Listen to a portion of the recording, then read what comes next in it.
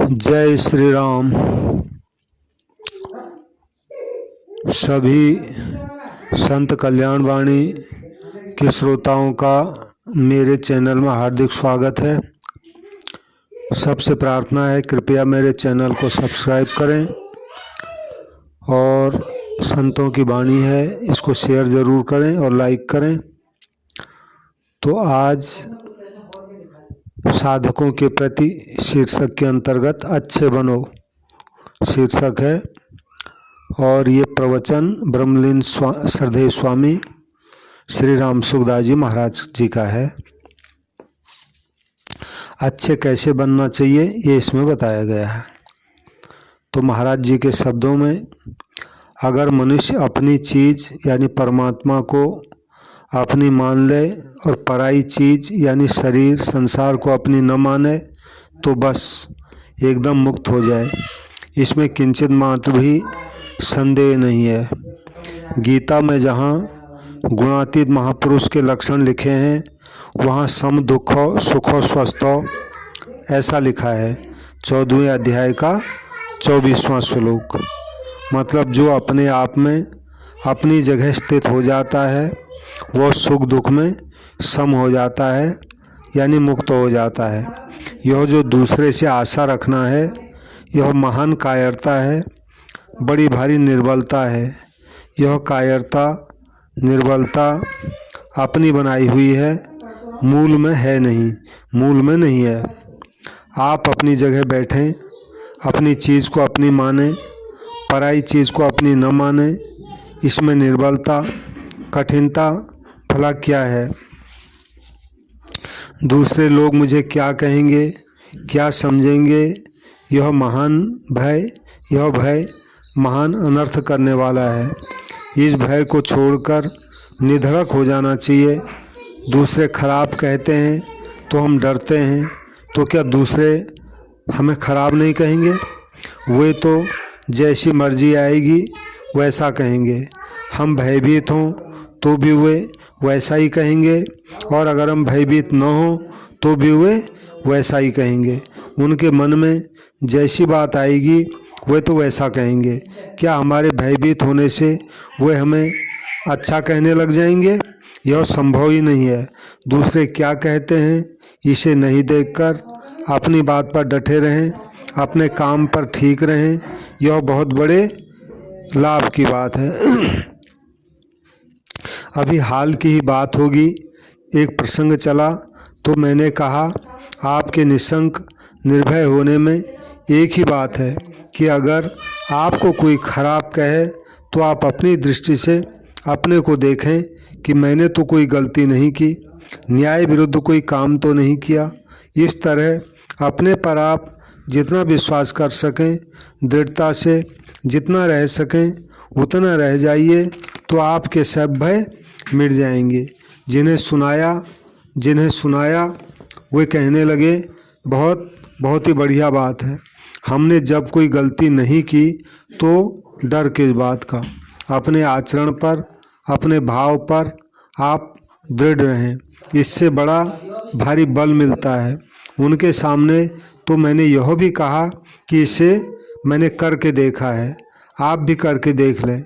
हम जब ठीक हैं, सच्चे हैं तो फिर भय किस बात का। अपने पर अपना विश्वास न होने से ही अनर्थ होते हैं।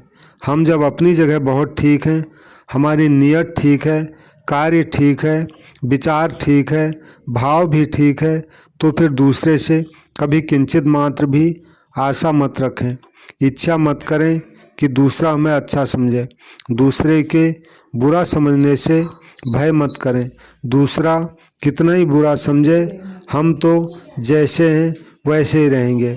अगर हम अच्छे नहीं हैं और सब लोग हमें अच्छा समझते हैं तो हमारा क्या अच्छापन सिद्ध हो जाएगा? किसी श्रोता ने प्रश्न पूछा कि महाराज यदि अपनी गलती अपने को नहीं दिख पड़े तो क्या करें? तो स्वामी जी ने कहा अपनी गलती अपने को न दिख पड़ने का कारण है स्वार्थ और अभिमान। स्वार्थ और अभिमान से ऐसा ढक्कन लग जाता है कि अपनी चीज़ अपने को नहीं दिखती। अतः स्वार्थ और अभिमान न करें, उसमें भी अनुचित स्वार्थ और अभिमान बिल्कुल न करें, तो इससे भी काम बन जाए। स्वार्थ और अभिमान का त्याग करने से बहुत प्रकाश मिलेगा और अपनी चीज़ दिखने लग जाएगी। एक उपाय यह है कि अपने में जो अवगुण दिखें उन्हें दूर करते जाएं।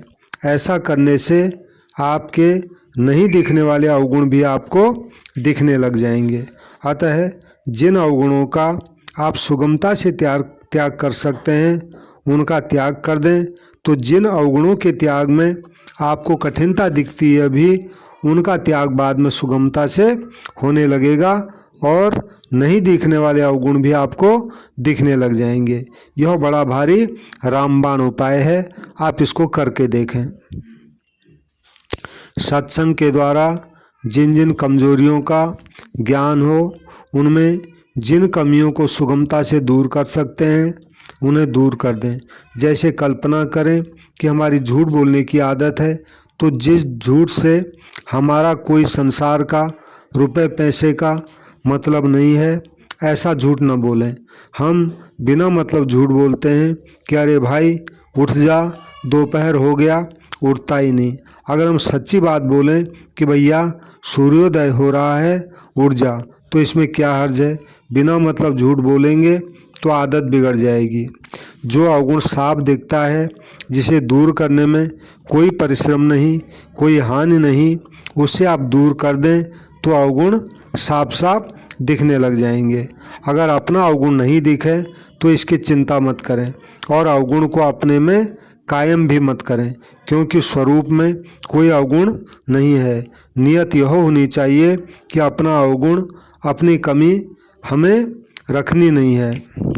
अगर आप अपने को ही नहीं सुधार सकते तो दूसरे को सुधार सकते हैं क्या।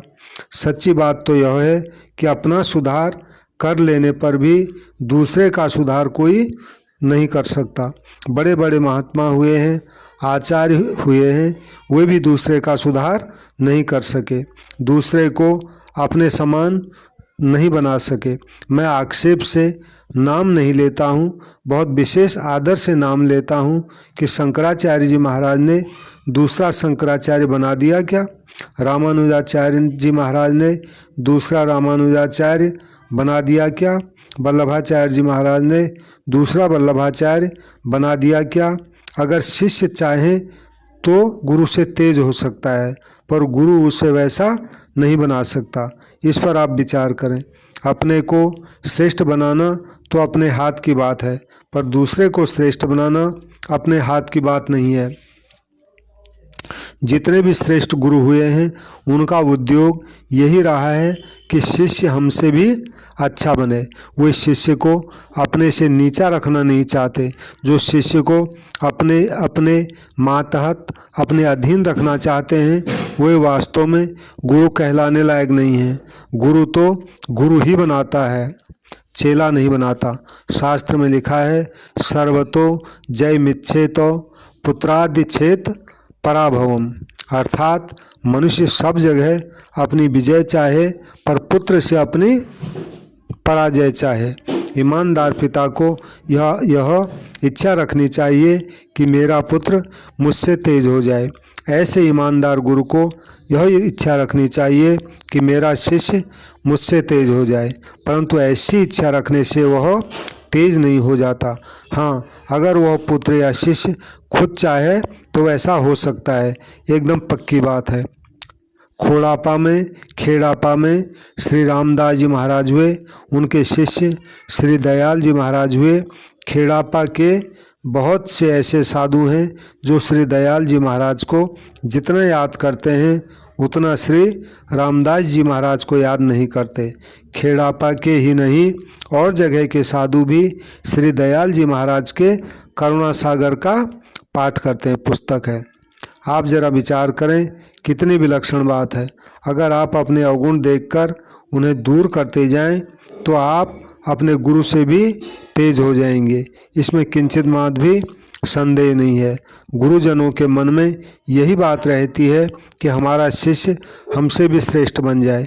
जो अच्छे अच्छे उपदेष्टा हुए हैं, अच्छे अच्छे व्याख्यानदाता हुए हैं, हृदय से सच्चे हृदय से गुरु हुए हैं, उनकी भावना यही रही है कि हमारा शिष्य सबसे श्रेष्ठ हो जाए। हमने ऐसे गुरुजन देखे हैं। हमारे विद्या गुरुजी महाराज थे, उनका हम सबके प्रति यह भाव रहता था कि ये श्रेष्ठ हो जाएं। हम लड़के लोग रात्रि में दीपक के पास बैठकर पढ़ते थे। कभी नींद आने लगती तो एक खिड़की में से देख लेते और बोलते कि अरे यूँ ऐसा क्यों करते हो। हमें हरदम भय रहता कि हमें हरदम भय रहता कि महाराज देखते होंगे।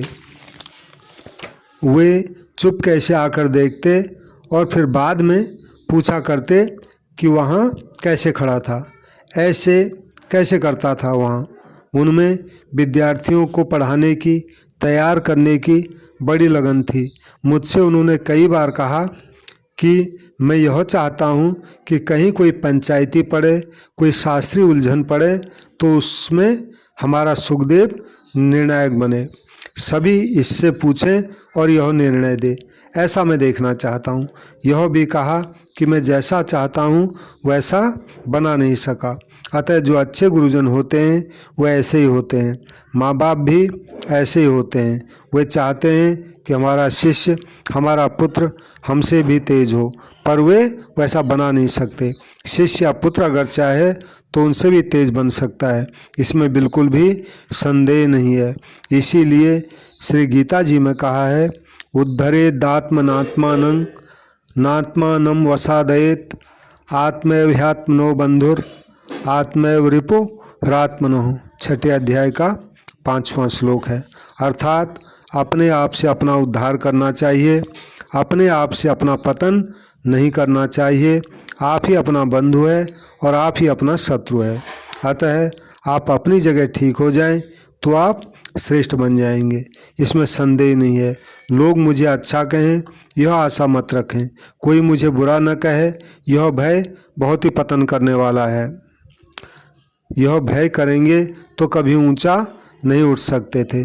जो दूसरों के सर्टिफिकेट पर निर्णय करता है वह ऊंचा कैसे उठेगा। दूसरे सब के सब श्रेष्ठ कह दें यह हाथ की बात नहीं है। जो अवगुण आप में नहीं है वह अवगुण लोग आप में बतलाएंगे। अवाच्य वादांश बहून वदिष्यन्ति तवाहिता।